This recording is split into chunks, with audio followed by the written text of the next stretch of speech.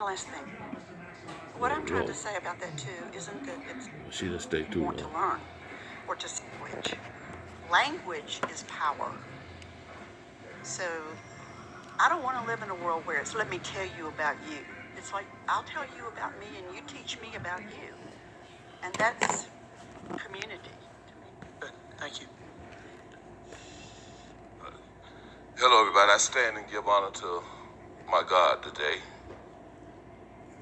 Thank you, Mr. Mayor. I give you honor and all the city officials and all the members on the panel and to all the clergy, all my fellow yokemen and everybody here.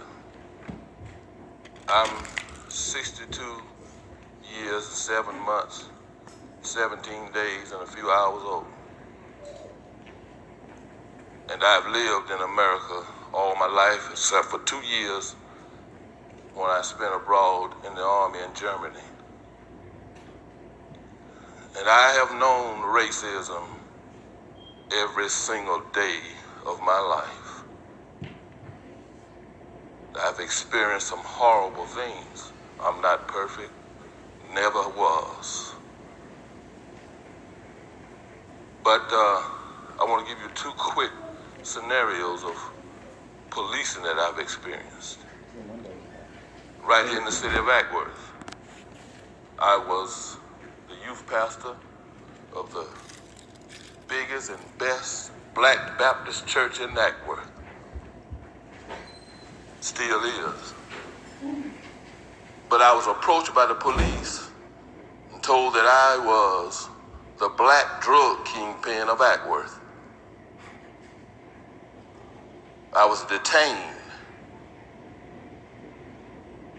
And after telling them who I was, that I am a minister of the gospel and a youth pastor of Zion Hill Missionary Baptist Church, and I personally know the mayor, and I sat on several boards in the city with her, citizen boards. But they detained me, wouldn't let me go home. And then all of the Acworth police chief cars and undercover agents showed up. I subsequently went to the police department that Sunday after church with my pastor and my assistant pastor to write out a complaint. I was never, ever given a reason except there was someone that said you was the black drug kingpin of Acworth. And I had to go back to my church, to my family, and to my home, accused of that. I never, ever received an explanation other than one of the young police officers told me, we know you're not a drug dealer, we just effing with you. I never received an apology. I never received an explanation. But then on the other hand, one night I took my young granddaughter's boyfriend home after church to give him the talk. And I was on my way back home. I came on Highway 92. And I went the wrong way because I didn't have my glasses on and I have poor vision at night. And a Cherokee County sheriff car turned his amber lights on and stopped me, and he catty-cornered the car in the street. And I started laughing because I said, officer, I know I'm wrong. I left my glasses at home and I thought I was on the other side of Highway 92. And he laughed with me. He said, but man, you know you could have killed somebody. I'm glad I came along because you could have harmed somebody, somebody could have harmed you. He never asked for my license. He could tell that I was not impaired. And then he said, well, let's turn around and go to the racetrack and let us get a cup of coffee. And I said, yeah, let's do that. We did that.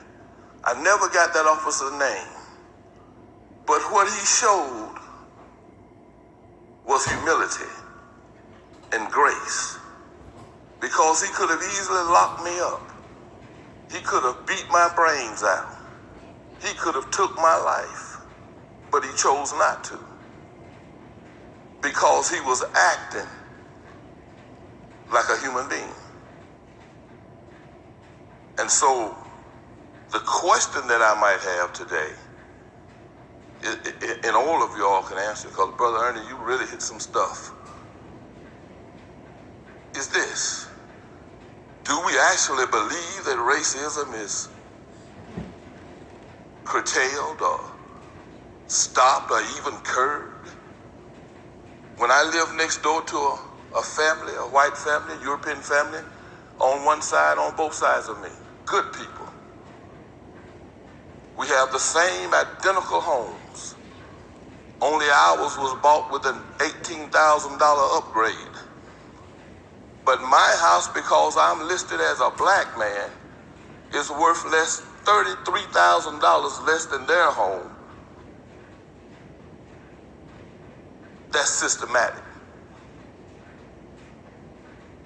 My oldest son is a double master's, but yet he was working for a Fortune 500 company that had him in the mailroom working under someone who was white, that was a high school dropout, until the CEO found out about it. I used to work in the school system, mentoring young men at risk. I was called to Kennesaw Elementary School one day. Said, Mr. Rudolph, come over here, we need you. I went over there. They had a jail cell in the classroom. A jail cell in the classroom. And locked this young black man up, told me to get in the jail with him, locked the door and looked him in his face and said, now this is your future. He subsequently spent 15 years in jail, but he's out now. So I want to end this, because I'm a black Baptist preacher and I could go till the sun go down. But what I want to know from all of you all, or anyone who cares to answer, with all of these systematic racial problems, we know they exist. This country was set up and built upon it. But what are we going to do? Are the police department going to really take a look? Who are these informers that can just blame people and never be brought to bear and look that person in the eye and say, I'm sorry? Who's going to help the school systems to do better? Who's going to take care of this gerrymandering and this inequality in housing, in income? That's my biggest question. What are we going to do? Thank you for hearing me. Let me address the police portion of that first. And you finish your statement and your question with who. The who is sitting right here when it comes to the police department. So I apologize for any incident that occurred with the Acworth Police Department. And I don't know how long ago that was. But I can tell you again, not under my watch. And what I mean by that is, I can't always control every incident that happens. I'm not there. But when I find out about it, we are going to investigate every complaint, every incident thoroughly.